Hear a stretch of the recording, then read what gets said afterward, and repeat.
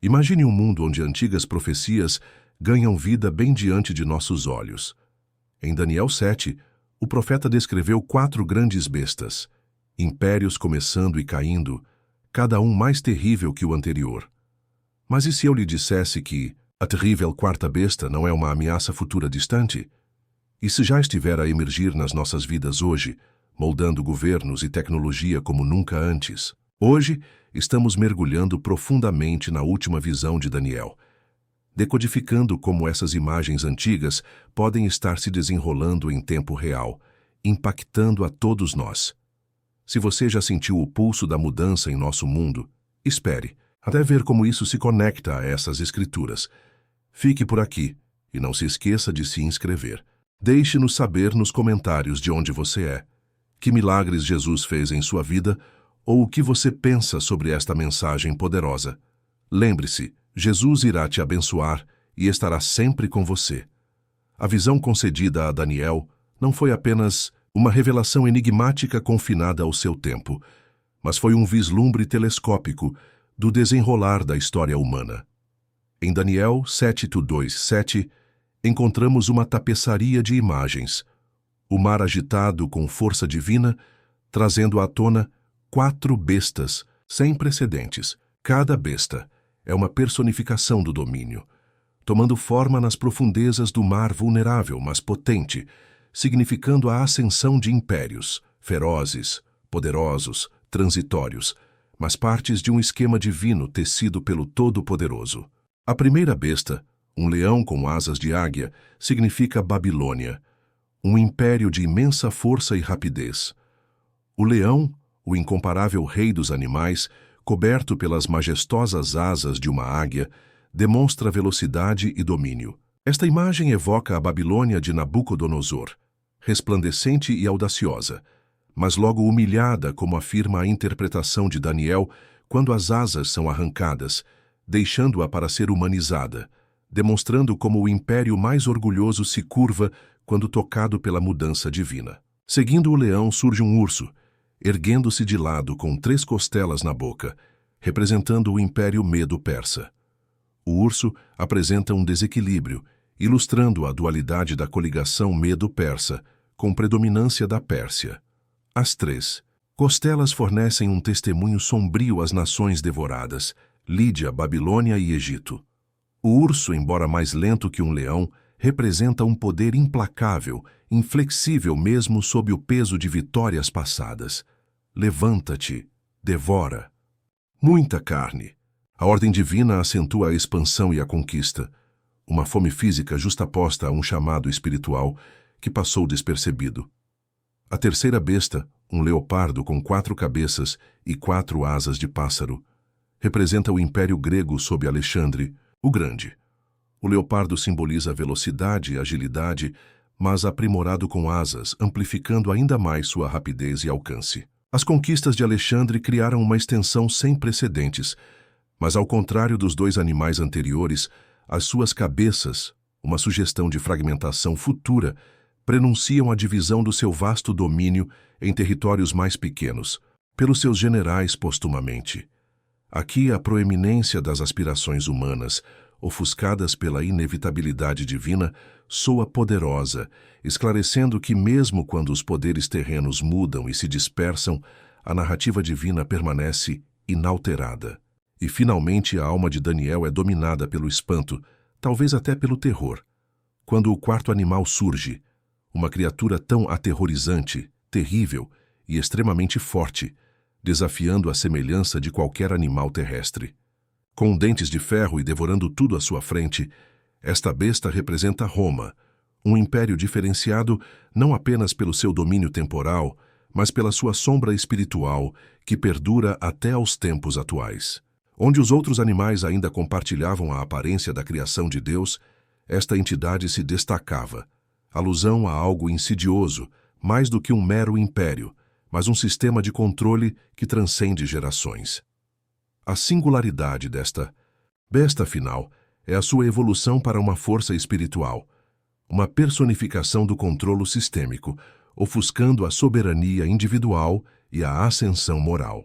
Ao contrário de qualquer império anterior, A influência de Roma entrelaçou-se no coração eclesiástico da civilização, misturando-se o profano com o sagrado, criando entidades que prosperam com base no poder, no domínio e na subjugação espiritual. Contemporaneamente, o eco desta besta manifesta-se nas nossas construções de governação e normas sociais, que vão além da conquista tradicional.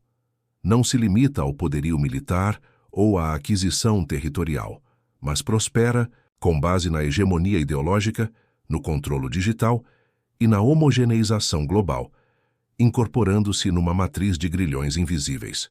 A visão dada a Daniel convida-nos não apenas a compreender a história como um registro estático, mas a perceber a narrativa contínua da guerra espiritual, subtilmente entrelaçada com as nossas realidades concretas.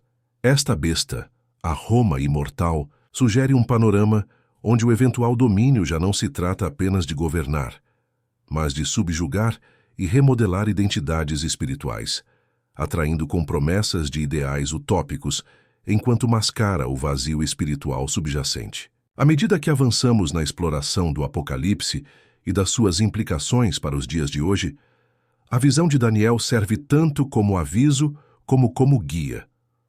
As feras que ele testemunhou estão, em muitos aspectos, vivas entre nós, transformadas em formas menos visíveis, mas talvez mais ressonantes no seu impacto.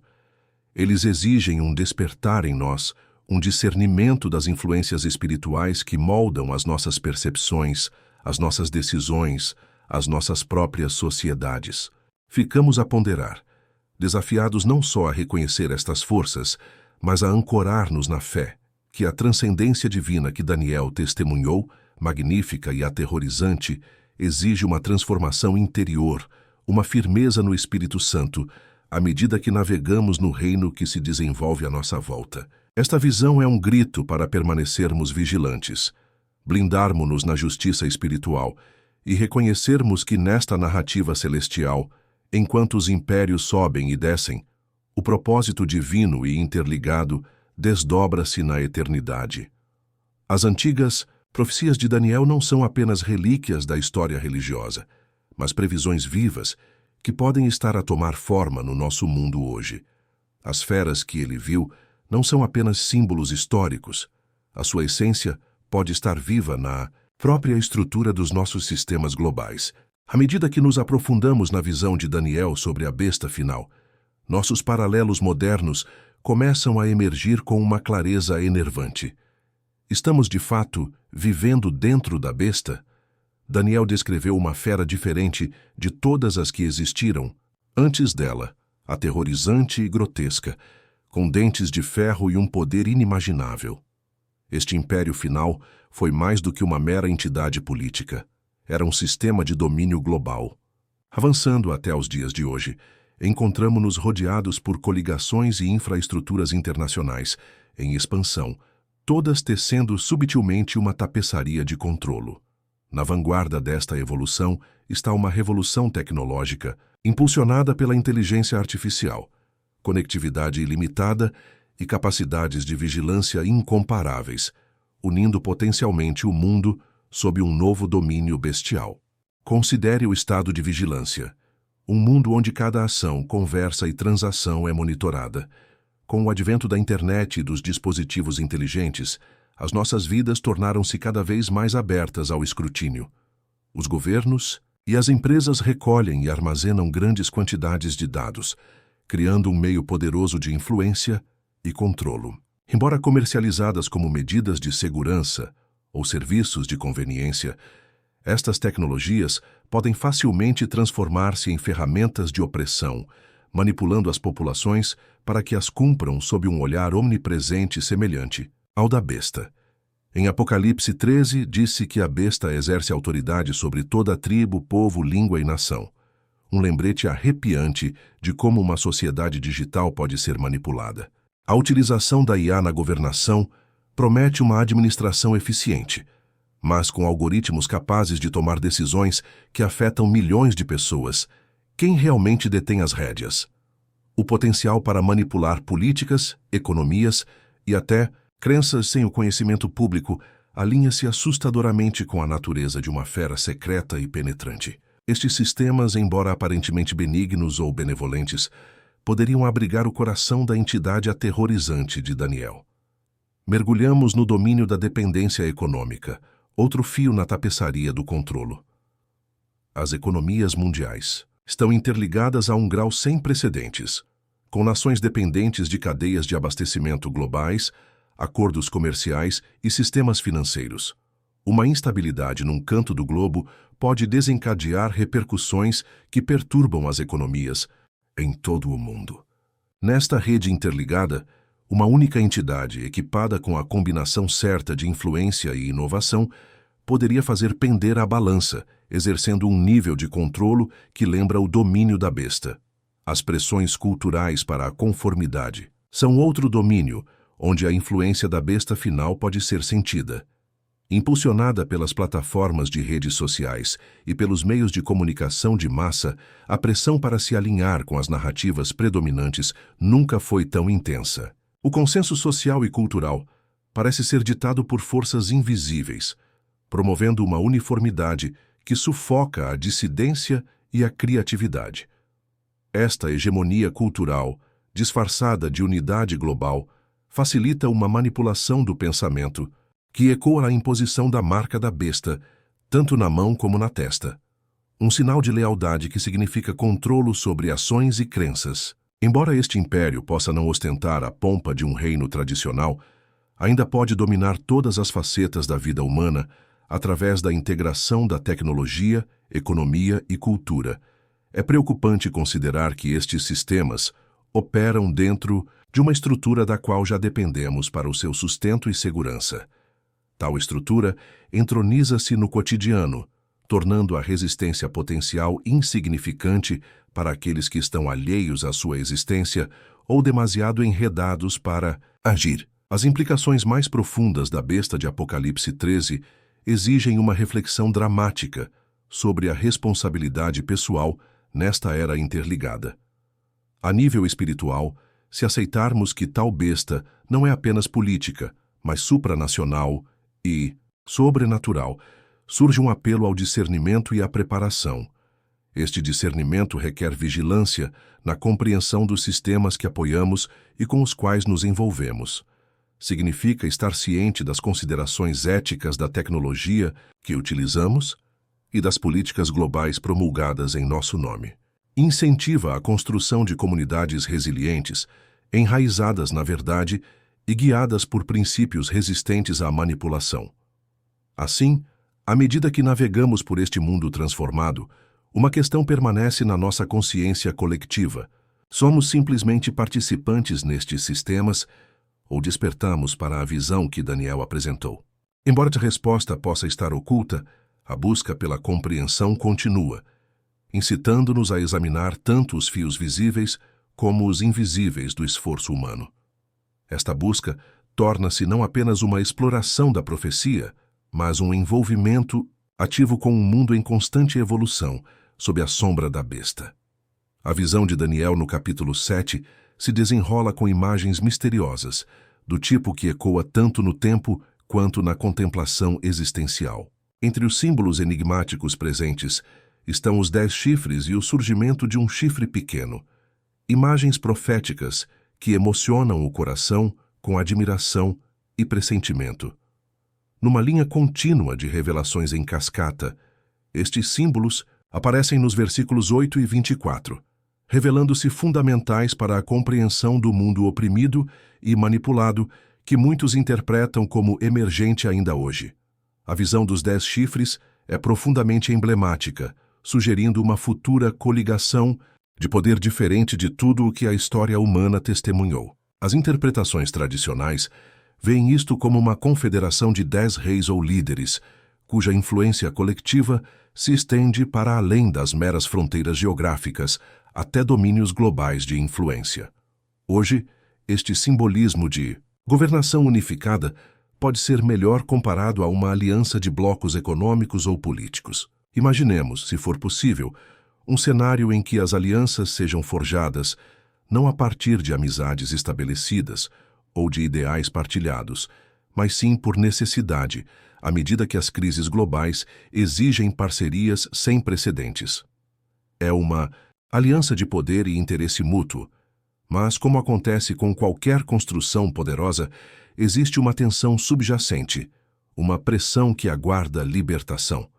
Incorporado nesta paisagem de poder está o chifre pequeno, uma figura essencial para o desenrolar da saga da profecia. Descrito como crescendo silenciosamente no início, modesto em sua origem, o chifre pequeno eventualmente pronuncia blasfêmias, sugerindo uma mudança da obscuridade para a proeminência em uma ascendência muito perturbadora.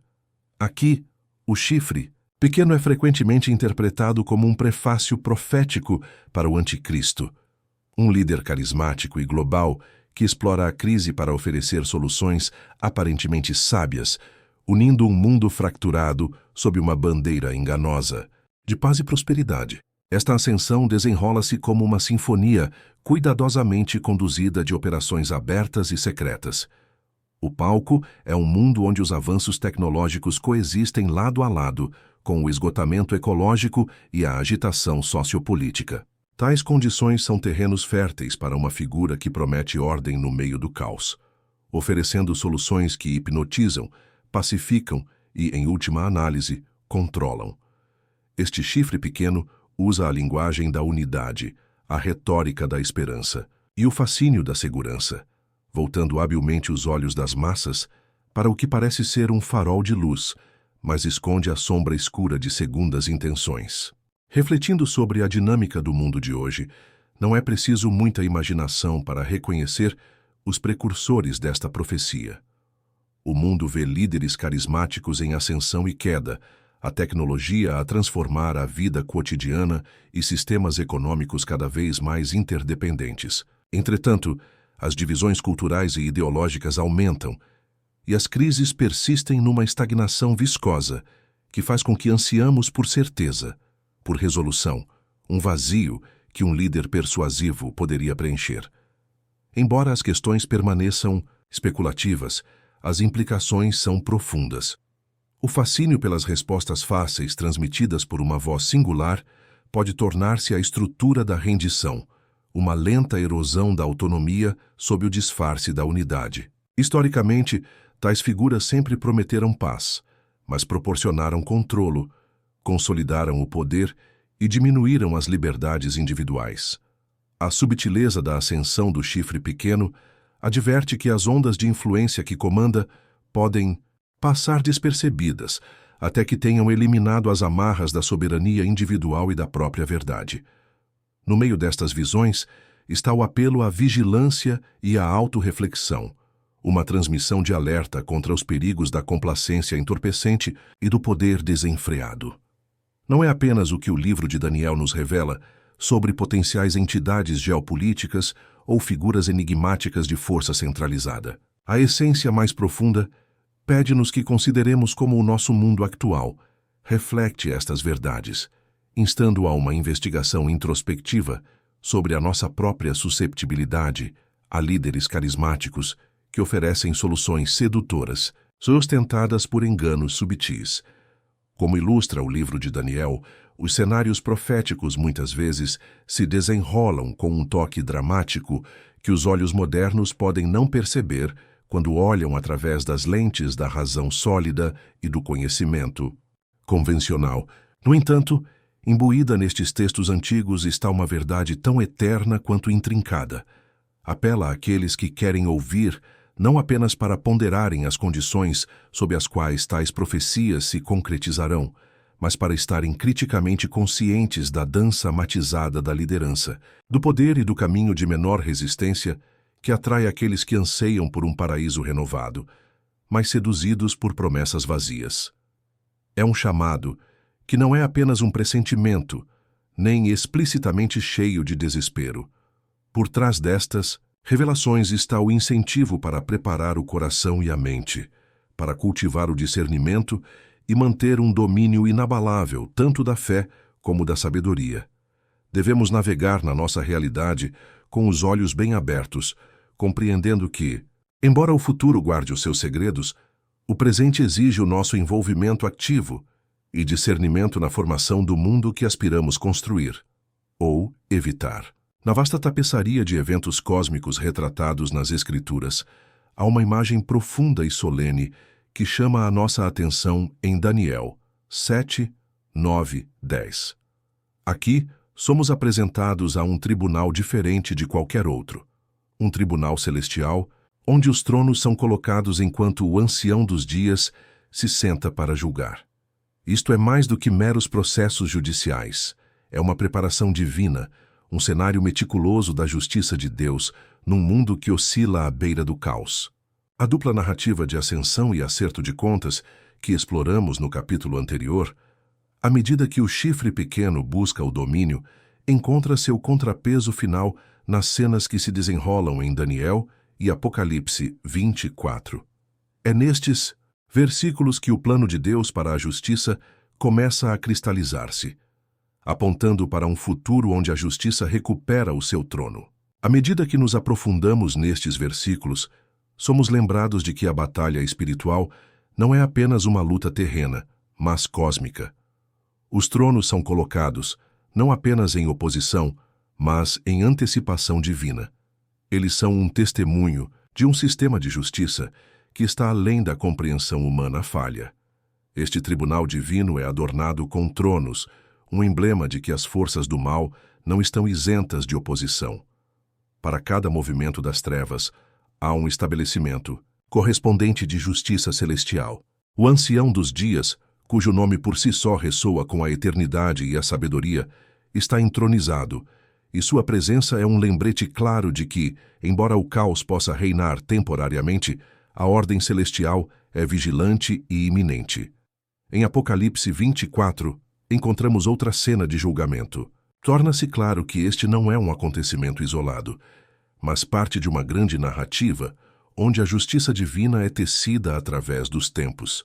Aqueles que estão sentados nesses tronos recebem autoridade para julgar, marcando o fim do engano e a reivindicação da verdade.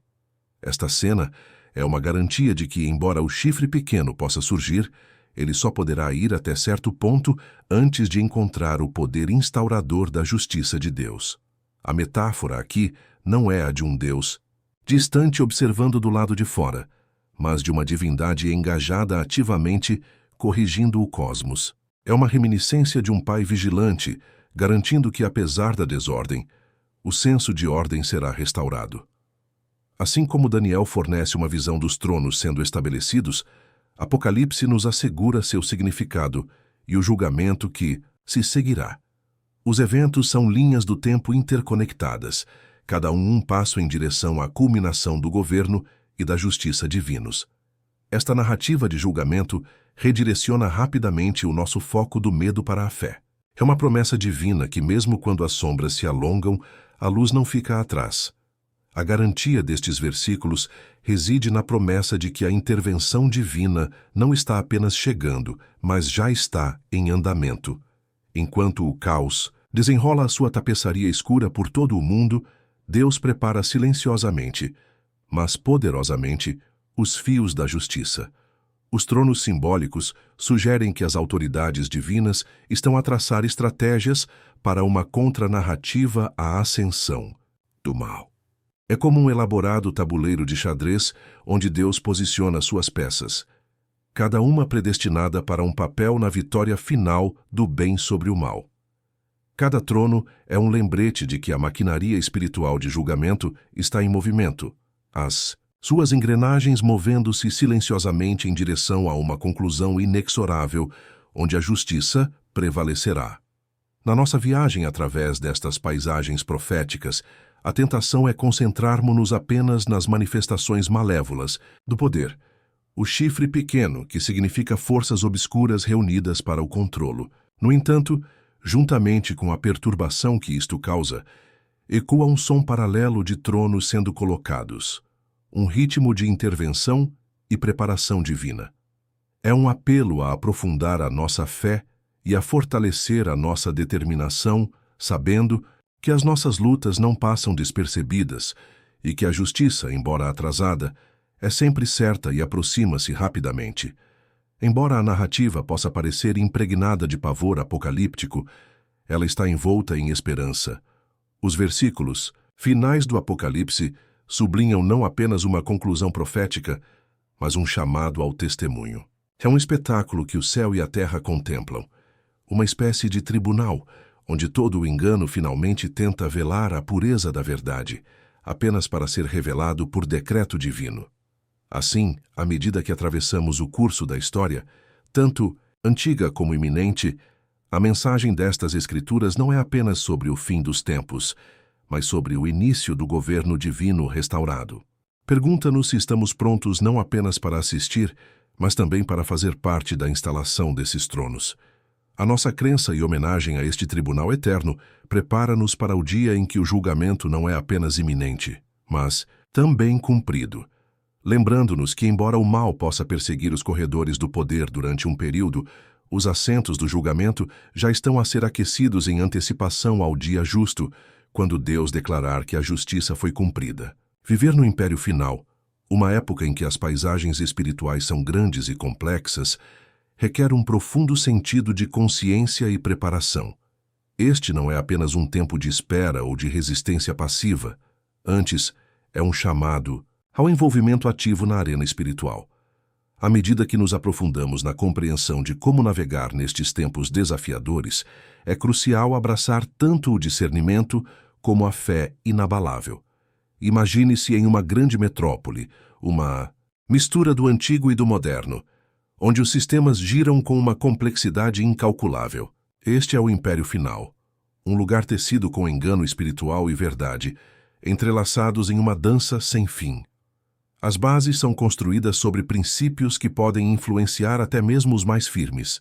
No entanto, no meio das sombras, existe um chamado ao discernimento, um chamado para ver além da cortina de fumaça do poder terreno, um chamado que Daniel ouviu certa vez quando se viu no coração da Babilônia. Assim como Daniel recusou-se a contaminar-se com a comida do rei, permanecendo firme na fé, apesar de estar rodeado de tentações e idolatria, devemos reconhecer quais os elementos dentro do nosso próprio império que desafiam as nossas convicções. Somos convidados a examinar as nossas próprias vidas e determinar onde o compromisso passou despercebido. Existem mensagens culturais ou pressões sociais que nos afastam sutilmente das verdades bíblicas. No Apocalipse, encontramos representações de engano generalizado, de um mundo desviado por falsas promessas. Assim, o discernimento torna-se a nossa primeira linha de defesa espiritual, garantindo que não somos influenciados pelo fascínio do império. Permanecer firme contra tais pressões não é um esforço solitário, mas um esforço comunitário. Aqui, a comunidade cristã serve tanto de refúgio como de farol. Um refúgio onde a fé é nutrida e fortalecida. A igreja primitiva reunia-se em unidade, compartilhando vida e doutrina, apoiando-se mutuamente durante as provações. Este sentido de comunidade é insubstituível, proporcionando-nos apoio e responsabilizando-nos pela nossa fé. A oração e a leitura das Escrituras, comunitária e pessoal, servem como linhas de vida, conectando-nos profundamente ao nosso Criador. A palavra se torna escudo e espada, fundamentando-nos na verdade e cortando o engano.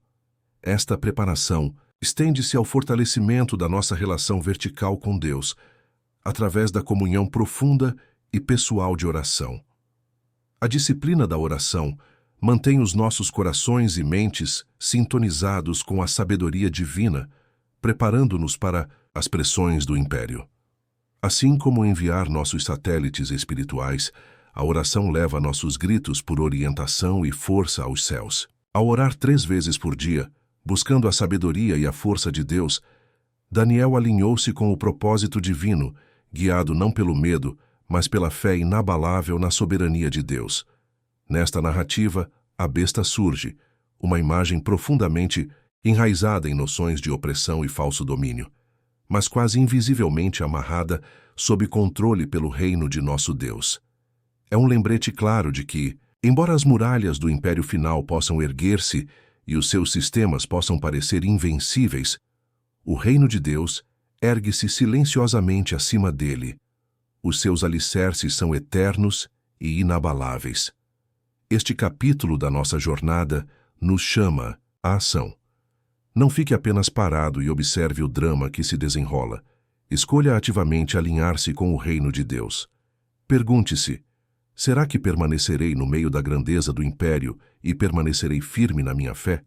Será que as minhas ações proclamarão os valores do reino de Deus?